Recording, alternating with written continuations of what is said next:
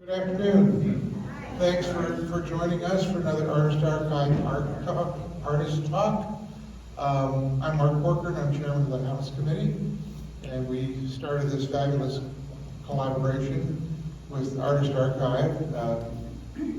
My dear friend Kelly Pontoni, who's registrar at the archive, and I had lunch one day. We were walking down the South Concourse, and she said, this would be a nice space for art. And I said, yeah, we were thinking so too. So she ran with the ball and made this happen. And without any more from me, I'd like to introduce Mindy Towsley, who is Executive Director of the Artist Archive. Thank you. Thank you. Thank you, Mark. You have to turn it on the bottom. Bottom, no. A little bit close. Okay, can you hear me? Yes. Okay, good. Thanks. Thank you, Mark. Thank you, everybody. I'm really pleased to be here. For those of you who have seen the other programs that we've done here, I am the person whose computer always fails about 5 minutes into the program, and then you don't see me again. So that's me, Mindy Towsley. I'd just like to say a word about the archives. Has anyone here been to the archives? I know some of you have. No, okay, just Mark and Meg. Okay, so we are located in University Circle, right next to the wall of the Lakeview Cemetery. We were founded by artist David Davis.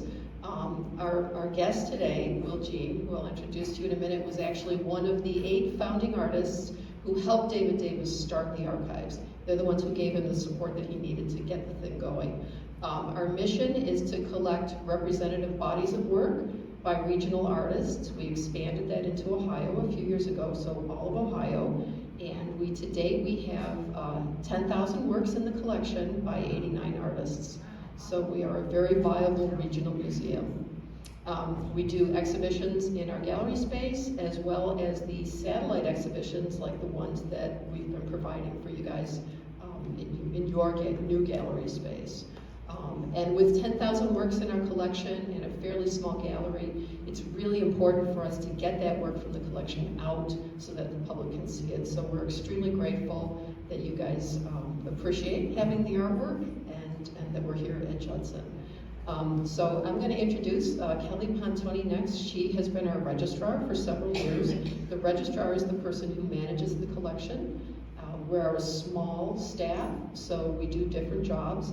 And Kelly has also taken on the jobs of curating the exhibitions for you guys here at Judson, as well as a few other places like Moreland Courts. And our other guest today, I just want to say, Will Jean is one of the artists here.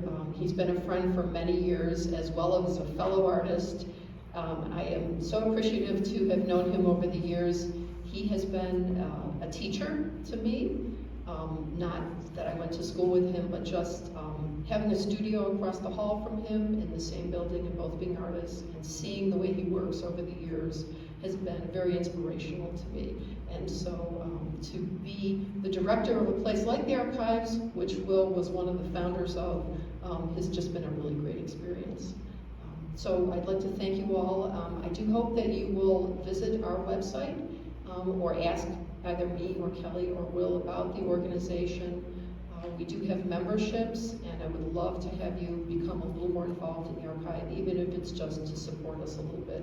With a $50 membership a year, it makes a huge difference. So thank you very much. I'm going to turn it over to Kelly. Thanks, Mindy. Thank you, Mark and everyone at Judson for having us again. I know that last time we had a lot of technical difficulties, so hopefully this time we will be technically okay. So this show that we have in your gallery space is called CONVERGE. We are getting ready at the archives to have an opening of CONVERGE, and it is an LGBTQ exhibition. We have 5 venues. So we have 71 artists and about 150 pieces of work. They will be exhibited at the archives. As you know, we have artwork here at Judson. The pieces that we have here are from our 5 gay archived artists. And then we'll have pieces at the new LGBTQ Center in Gordon Square. It's a brand new building that has one piece of art. So we're really excited to put art on those walls.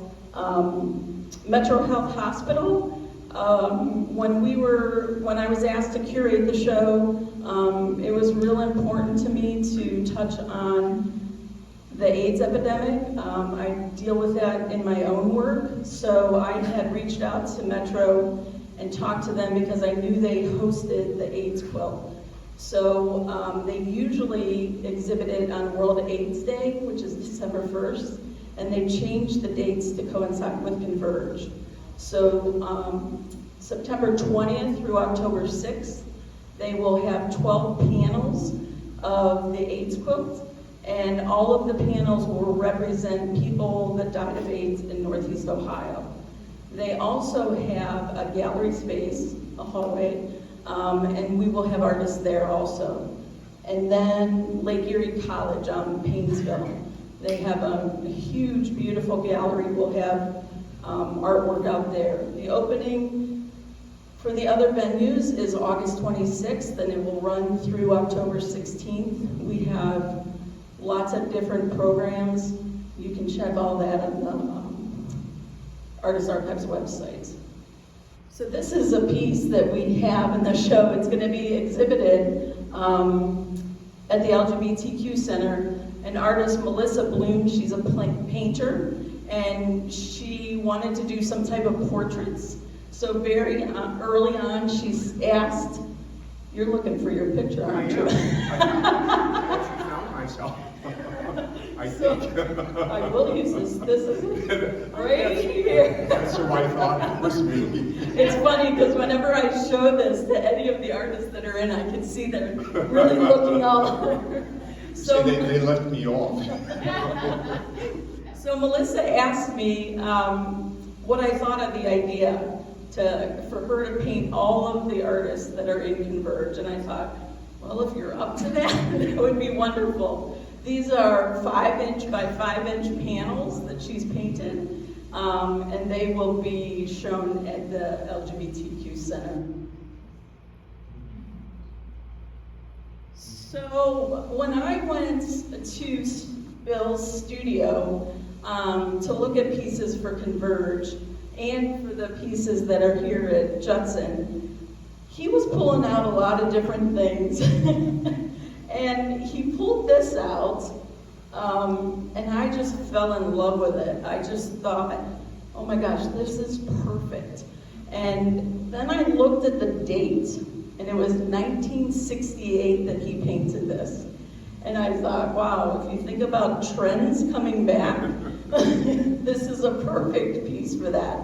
This piece will be also at the LGBTQ Center, and I wanted to share it with everyone, but I also would like to have Bill talk a little bit about this. Please, sure, be happy to.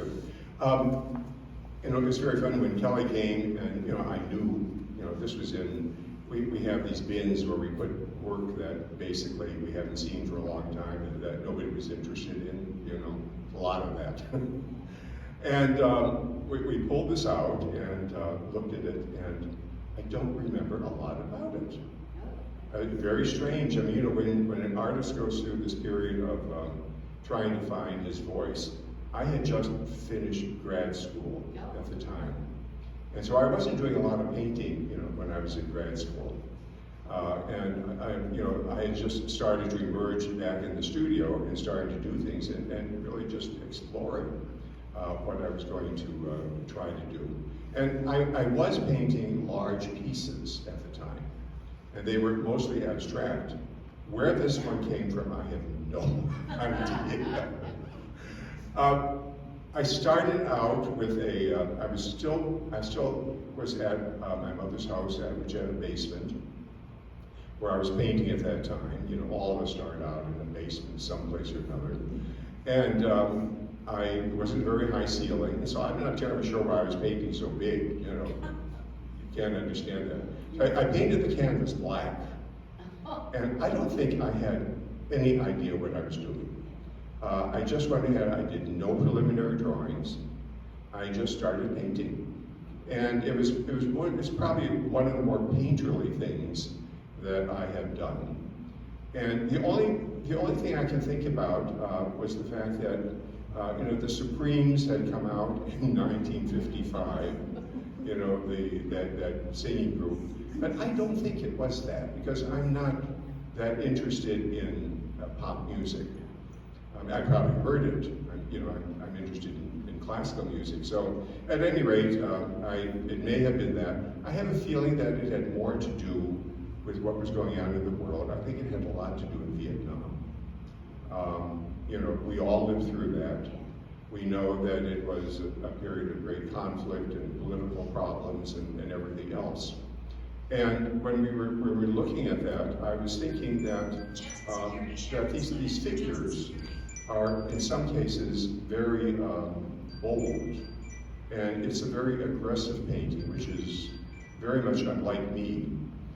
It's an aggressive painting, but the way that I painted it just sort of, I started with a paintbrush and I just went ahead and painted. I mean, it has limited color. And when Kelly and I started looking at this, we also thought, it almost looks more like drag queens. And part of that is the fact that if you look at the hands are very masculine. And I even think it could have been, I could have used my own hands. I could have traced my hands at the time, and that's why they look like that today. And so when I was doing this, and the other thing, I was using spray paint at the time, silver spray paint, and I even still have some of those left. But I had been to New York and had seen, talking about Marlene Dietrich. Marlene Dietrich did a one-woman show in New York, and it was during the Vietnam period. And gays just loved her. She was a grand diva. And at the end of the show, she came out and she did a number which we didn't expect, because the things that she was known for, she did in the early part of the program. But she did Pete Seeger's "Where Have All the Flowers Gone?" And it was sad. And when she came out, she was wearing a silver lame, the tightest formal that you've ever seen. And when she came out on the stage, she had to do really little tiny steps, because she would have fallen over. She didn't. And she made it from the wings onto the stage, and she did several. She wasn't a singer, but she was a terrific performer. And so she did "Where Have All the Flowers Gone?" And it's all about women choosing a husband who's a soldier, and they ended up, and the last thing is, when will they ever learn? And I think that may have something to do with the silver spray paint that I put on this figure. And of course, the other thing is the figure on the end is black. And so, again, if I were to tell you everything that I know about the painting, I have just told you, because I don't know what motivated me to do that somehow. But this is, I think this is, maybe it was just one of those things that, we don't always have control over everything we do, and especially artists don't. And sometimes things just come, and there they are. And it's like life. You don't know what's going to happen. Things open up, and all of a sudden it's there. And so that's where we are. But I started out. I wanted to say something about, because I think all the artists in the show coming up. Everybody has their own story, and all the stories are interesting. And and our work is all based on what our lives have been, what our families were like, what our education was like, what our culture is like, all those things. And so, when you see all of these shows in Convergence, you're going to see things all over the place. Because you're going to find people who struggled before they came out as being LGBTQ. You're going to find other people who had very normal lives, like myself. I didn't struggle. I mean, it just was one of those things that I think there are many people, you know, because very often in the movies and in plays we see people who are struggling. And I said, not all of us came out like characters in Boys in the Band. We just didn't. There are some of us who are, you know, sort of okay. But you're going to find that reflected basically in the work that you're going to see. I mean, I grew up in a biracial family. My father came from Canton, China, and he came through, you know, Los Angeles. My mother came from Eastern European, from Czechoslovakia, and she came through Ellis Island in 1917. And somehow they met. They never talked about it. You find out parents don't talk about stuff. But you know, a mixed marriage in 1930s was not a thing to do. And we know that it was very much frowned upon at that time. I think they had a difficult time. Not only with the fact my father was better educated and he spoke English, and my mother didn't. And so when she came in, she worked as a domestic. And his whole life was in the restaurant business. I mean, he was either a chef or he owned Chinese restaurants. And but not only did they have this language barrier, but they also had this cultural problem. It just happened that way. And so with my three sisters, who are older than I, they took after my father more, so they had more of an Asian qualities. I'm more Eastern European from my mother's side. And I must say that during the war years, you know, all of us are about the same age, we know what those were like. Nobody could understand the difference between whether you were Japanese or Chinese or Thai or Korean. So in other words, if you had slanty eyes, sort of, you were the enemy. And that's what we went through when we were in grade school. So it wasn't easy, but you know, you get through all sorts of things. One of the things with my father's last restaurant, which was on Superior, no, not Superior, on Carnegie, he finally put the restaurant together. I'm never even sure. I mean, the man who had so little background, how he ever put a restaurant together himself. I mean, how did these people who are immigrants come up and do all these things that are so amazing? But he did open it, and we all worked in it. 8 years old, I was washing dishes, and they would give me a quarter, and I'd go up to 105th Street and see Alexander's Ragtime Band. And then he died shortly thereafter when I was 11. And that, of course, made a big change in our family. But one of the things is that I have wonderful memories for the years that I knew him. And the cultural things. I know when he passed away, they basically, well, you know, there's Chinese rituals. And the casket was opened at the graveside. They put in candy, and they put in paper, red paper, which is supposed to be money for the afterlife. And so when you're 11 years old, that makes a big impact on me. And the other thing I remember is that because of calligraphy, he would do these things before he wrote anything. He would always do all these motions in the air before he made a mark on the page. And his calligraphy was beautiful. And so that has influenced my art. I mean, just a mark. I mean, when you look at Asian, you know, paintings, wall paintings or hand scrolls, I mean, the rapidity of the brushstroke is so amazing. You feel the energy of that person behind that brushstroke. That's the most wonderful thing about it. And years ago, when I was at the Art Institute and heading continuing education, we hired a Japanese woman whose name is Mitsuko. And she always said, she was, you know, kneeling on her pad, and she would hold a long time the brush, and she said, you know, I don't paint with my hand, I paint with my brain. And so she would take the brush and make the strokes, flip the strokes up, and there was beautiful things. The energy in art is one of the things that, you know, when you see things that are terribly labored, you know it. You know, you can just see that. But besides that, my father had wonderful taste.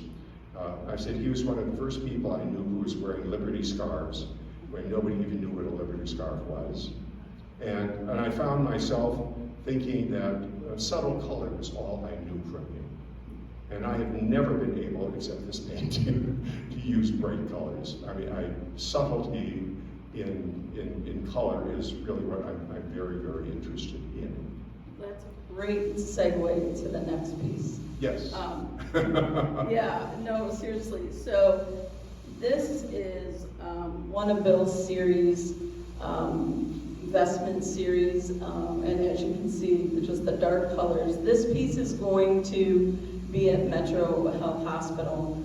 And what we had found when we were going through some of the artists is there were some artists that had deep religious iconography in their pieces and representation. Can you tell us a little bit about these? Well, I mean, first of all, let's go back to the LGBTQ thing. I mean, the reason that I looked at these as being possible was the fact that, I mean, when you look at fashion, fashion is gay. Giorgio Armani, Halston, Alexander McQueen. I mean, the funny thing about it is when you start looking at women designers, nobody talks about it. Whether they were lesbian or not, it just isn't mentioned. But all the men were, and that's how the trends. And I think one of the things about that is the fact that gay people are always trying to reintroduce themselves because LGBT have been pushed aside. So you're going to make yourself seen, and whether or not you do that in the way that what you wear. I mean, I think of the fact that there were cross-dressers, there were people who wear flamboyant clothing to denote who they are, and then on the other extreme, there's a whole bunch of gay guys who are in macho leather. And so, fashion denotes who you are. And I think that made a very interesting idea.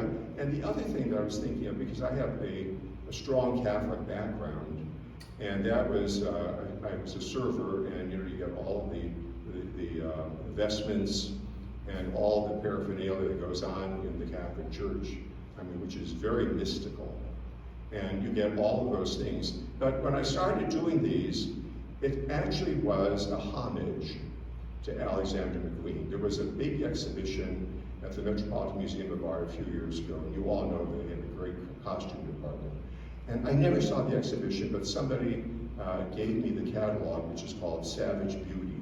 The stuff is absolutely just so stark. And a lot of the pieces looked like pieces of sculpture when they were on the model. And they also had parts of the garment were reproductions of proto-Renaissance pieces. And they were just absolutely stunning, and somehow I felt I had to do something. And so they really are, there's not the kind of thing that anybody wants to buy or anything else. You just have to, sometimes you just have to do something. You have to react to something. So I came up with this, and again, black is one of those things where, it's infinity.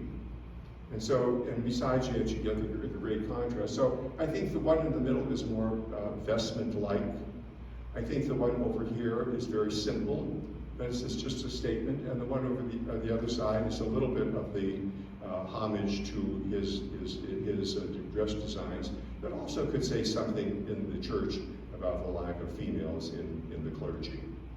And so, there's our statements that sometimes they don't, they call out to you, but sometimes you have to look hard to see what is going on in those. Alexander McQueen died at 40 years old, committed suicide. His mother died. His mother's funeral was going on at the same time he committed suicide.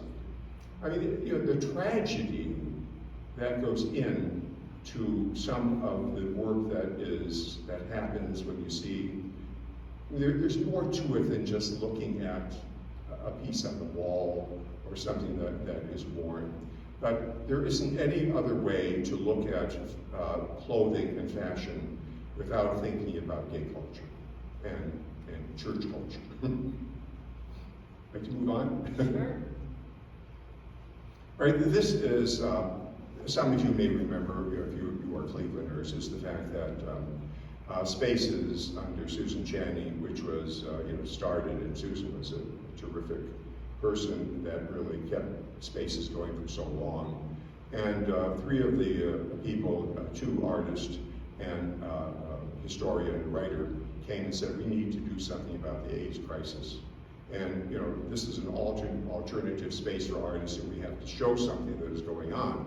So they intended this to be a national show, and they put the call out nationally. And we did, in this exhibition, there were artists from the East Coast and the West Coast and in between. And I was happy to be accepted for the show. And my work turned out to be obviously the more abstract of the pieces to balance everything out. But it was not an easy show to see, because this was a terrible time. People were dying left and right, and and nobody was even saying anything about it. They thought of this as a gay disease, and you're being punished for your sins, so what are you worried about? And so consequently, what was happening is what the people were showing. In Los Angeles, they produced a little group of tarot cards that had safe sex practices that high school kids could put in their pocket, and college kids, so that they weren't carrying around anything that they could look at it and see what was possible at the time. And then there were artists in the show who were dying of AIDS. And they documented in photography what was happening to their body. And so you looked at these photographs, and it's hard to look at. And I think one of the most difficult things was there was an installation 4x4 at Spaces, which was basically a human hair. And in it had nails and fingernails and teeth. And it made it very bluntly clear that this is what happens when the body disintegrates. And I think it makes a very powerful statement. It's a very powerful show. They wrote, there was a catalog, and the catalog was well written, and they asked each of us to write something, and I looked it up, and I couldn't believe that I could write so well years ago. I can't. Do you remember what year it was? Do you remember the year? Yes, it was 1994. Okay. And so I wrote this. I'm an art history person, but my statement said, Francisco Trani's fresco, The Triumph of Death, the Camposanto Pisa, depicts the artist's reaction to the bubonic plague that struck the city of Florence in 1348. Rich in narrative, it shows the ubiquity of death and the resulting philosophies of the period. All the city, according to Boccaccio, was a sepulchre. Little did we realize that later artists in the 20th century would once again react to the Black Death and this century of AIDS. My three works go back to my religious training. They talk about martyrdom. You think about Saint Sebastian, you think about Saint Lawrence and all the other saints who were martyred. And so in this way, this figure that is in the middle, which is covered with a pink kind of wash, redemption in gold leaf, all of these were first painted red and then scraped into it. And then eventually the little rattan at the bottom sort of indicates the sacrifice. I mean, we think in terms of, even from ancient culture, we think of burned sacrifices. And there were many bird sacrifices in Aztec and everything else. We have always had martyrdoms. And I thought of this is a martyrdom period when gay men and women were being sacrificed. Until things came about that people realized that it wasn't only a gay disease.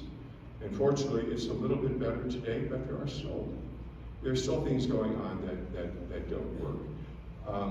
I think the next one is on that series too.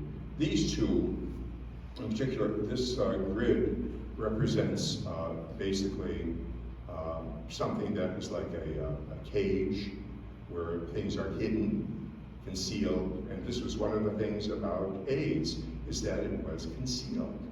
People were spreading misinformation, like if you talk on the telephone with somebody who held the telephone, you're going to get AIDS. Don't touch a doorknob. All those things, all that misinformation that came out was rampant, and it was concealment. And when you conceal, people died. Men who had AIDS didn't say they had AIDS, and they had partners, and those partners died. So the whole idea with this work was the fact that you cannot conceal. And the openness idea with the pink is reminiscent of the pink triangle during the Nazi period. And so, I'm looking for symbols and metaphors that would help us understand what this was all about. But it was a terrific exhibition, a strong group of work that needed to be seen beyond Cleveland. Was it well attended? Not really. I mean, Spaces was in that strange place, over the bridge. A lot of people never could find it. And one of the things about that was the fact that it was meant for education. And so there was a component of education in high schools. And I'm not terribly sure who the high school teacher was at the time. He was a gay man. And he was basically had his students so that they could pass that information along to other young people. I mean, this is important that information got out. And so whether or not any exhibition, there are things that go on after the exhibition closes. I mean, the information came out eventually. Yeah. Oh, I'm going to show you these because one of these are not in the show, but again, with my education in the background, I started doing pieces that incorporated pieces of sticks and all these other things like reliquaries in those.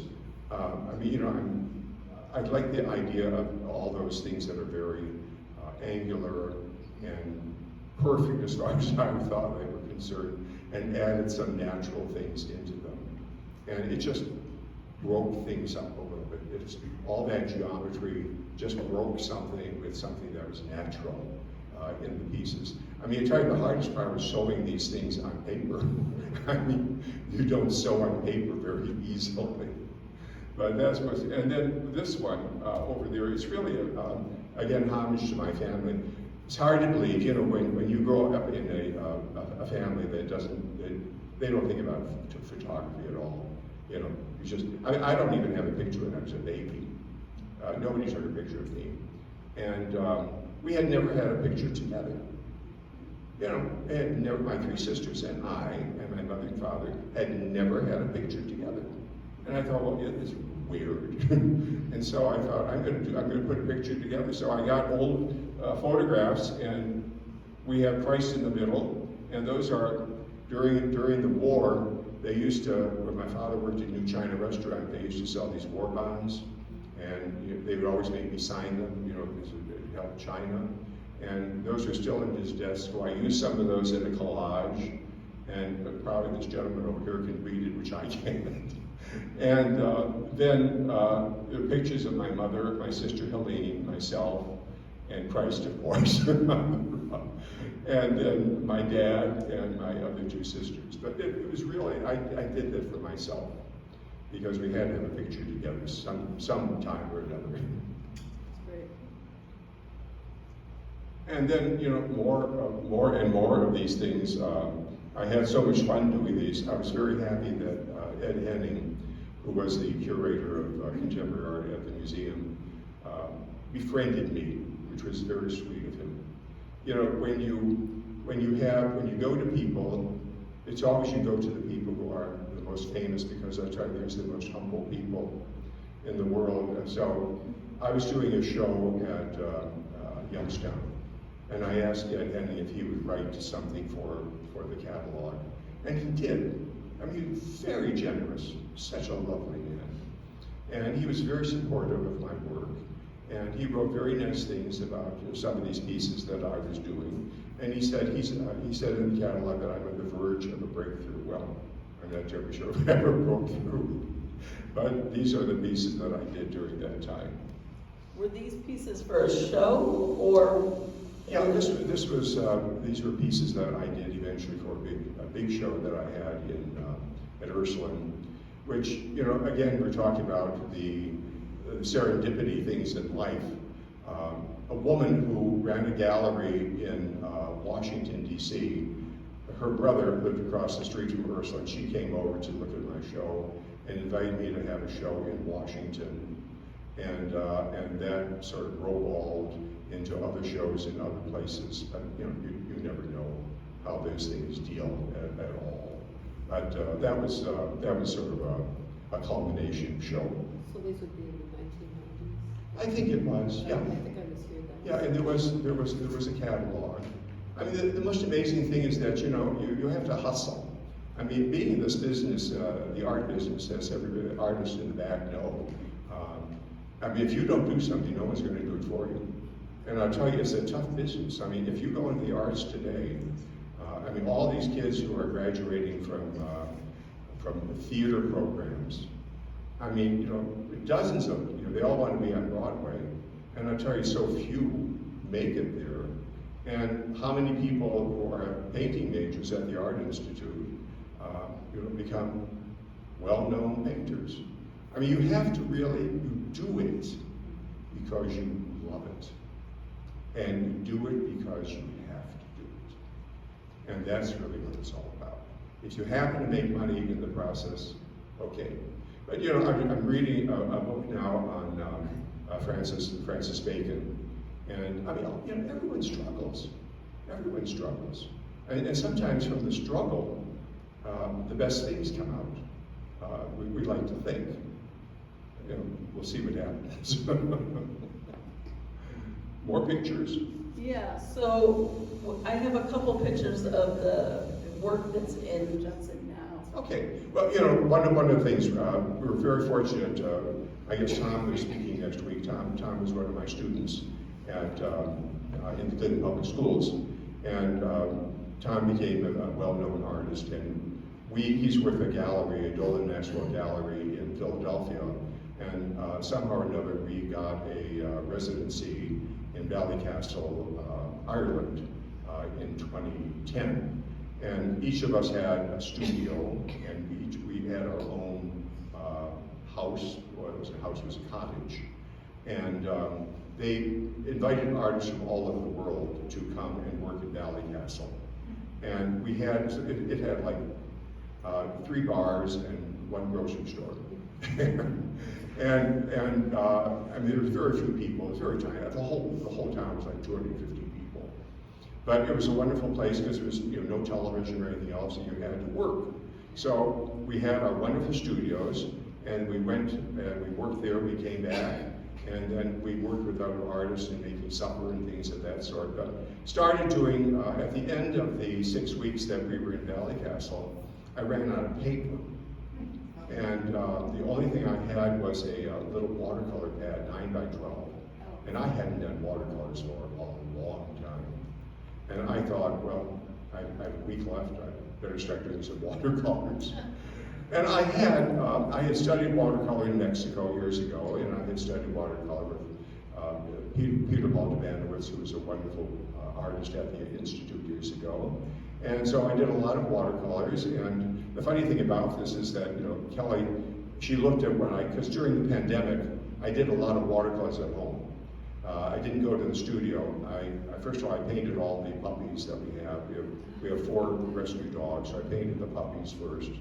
And then I painted objects in the house that I thought were like a still life.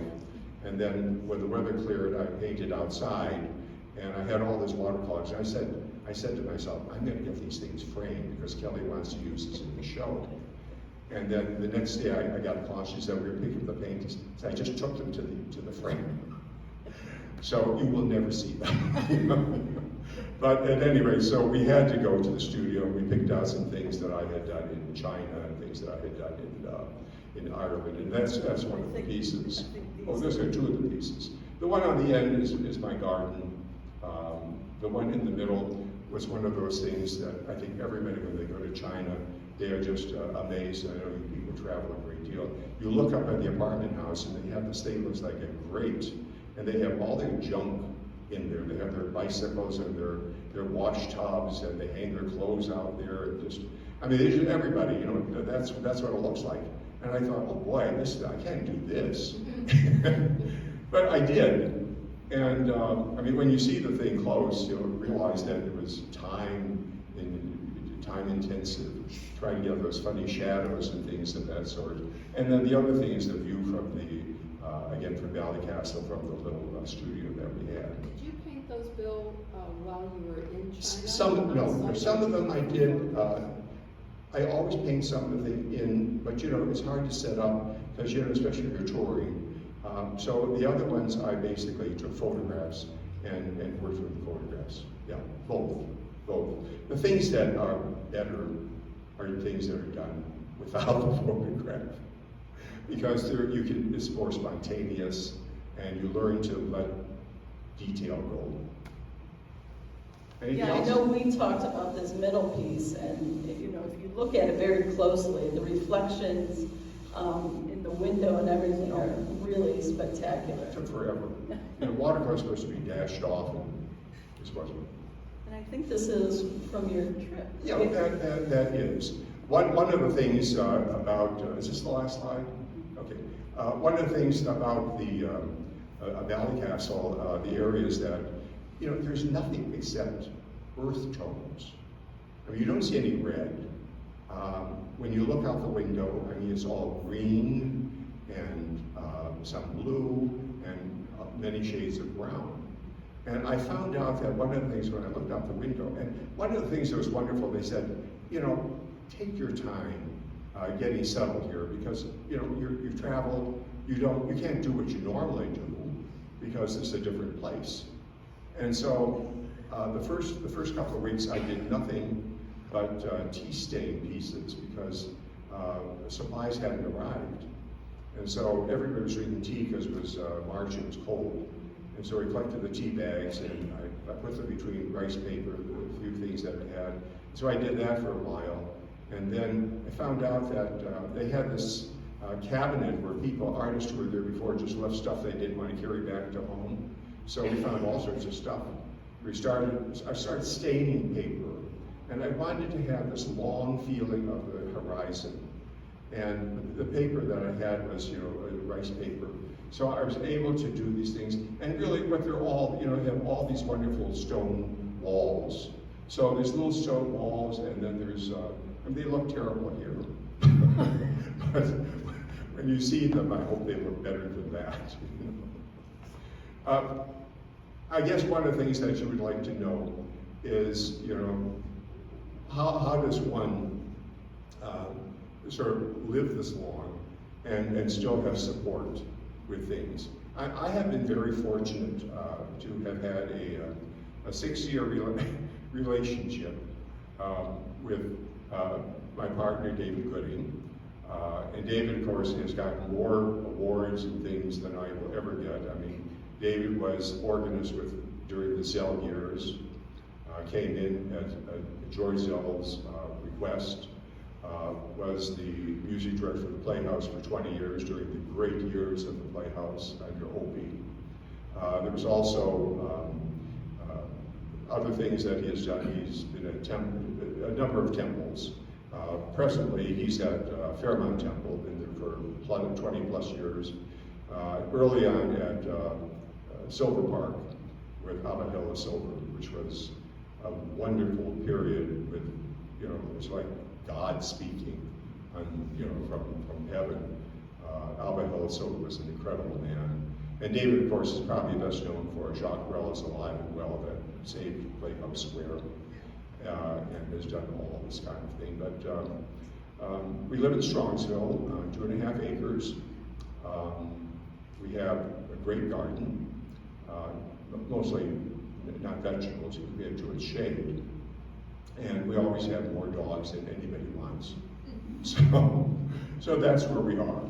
And if you have any questions, you know, feel free to ask. I will tell the truth on anything if I know it. Does anybody have any questions? George! Hi, how are you? I'm fine, George. Congratulations. I thought you were out of town. I'm always coming and going. Okay. Always confusing. It was really nice to see this whole repertoire and evolution. My question has to do with, you're a multi-talented individual. You know, the singing, performance, visual arts, you ran the continuing ed department, you've been a teacher all your life. You wear a lot of different hats, and I was just curious about how you managed to balance that out and still focus on your creative output. You know, I think one of the things is I always wanted to do a lot of things. And music was one of the things that I mean, your son was very interested in music. And I mean, the only thing that I did, I finally got into Actors Equity years ago in California, in San Francisco, because I understudied a play from the Cleveland Playhouse. But I worked in equity theater for a while. I did a lot of community theater, and I just you know, you learn how to budget your time, and that's the hardest thing to do sometimes. But they all, you know, you have to have a passion for everything. If you have a passion for things, you get it done. Yeah.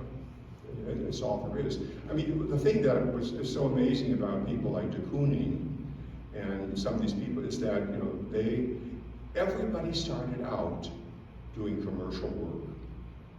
De Kooning did commercial work. He made furniture. He did all kinds of things to make a living, but he always wanted to be an artist. And the fact is, like he and Francis Bacon, they had connections. And I'll tell you, you have to have, somehow or another, you have to be noticed. And, you know, being noticed is something, your work has to be noticed before you're noticed. And that's what that's about. But, you know, all of you, thank you very much for being here and listening to me ram on and on about all sorts of silly things. But, you know, I do have, because not only do I push myself, I want to show you, because I'll show you the stuff outside in the hallway, in the gallery. But I tried doing this thing. I have cards for you. I don't believe in Spain spending $4 to $5 for greeting cards. I think that's outrageous. So anytime I do things, I make cards. I make cards and I put that together. And the last thing after I retired, I opened my studio downtown for homeless people. And for 4 years, I ran 2 workshops a month for homeless men and women. And I'll tell you, I learned more about life than I ever did working for homeless people. They are wonderful. And they produce incredible work. I mean, they are just, and characters. And one of the people, one of the men who was in my workshop one day, I guess he was really good. And I said to him, I said, you must have had some art training, you had a good teacher. He said, you. When I was teaching high school, he was one of my high school students. And he became homeless. And I mean, and he's this nice guy. He had some problems with drugs and alcohol, and his wife was about ready to have a baby, and I hope somehow, and but he was getting himself together. But those were the those were the things that kept everybody going. And I worked through Frontline. Frontline is the organization in Cleveland that helps homeless people find a place to live. And they find these old apartments on Detroit and on the east side, and they rehab them as an efficiency, and these people have a place to live the rest of their life. They give them a credit card so they can have car fare and they can go to the grocery store. And the most amazing thing is that I found that a Chinese woman who worked, who was homeless. She's bright, she's really bright. And I said to her, Lou, why aren't you? She said, I'd rather live on the street. And she said, I make a job for myself. When they come to shelter at night, I take their names and tell them where to go. So she made a job for herself. And that was amazing. And the other thing that always breaks my heart, because I'm a dog person, is the fact that the men who have dogs, they won't take dogs in shelters. So they said, I'd much rather, I'll sleep under the bridge with my dog. I'm not going to the shelter. But you learn so much from these people who have had so little. Wow, what a perfect place to end. You definitely have a heart of gold, and thank you so much.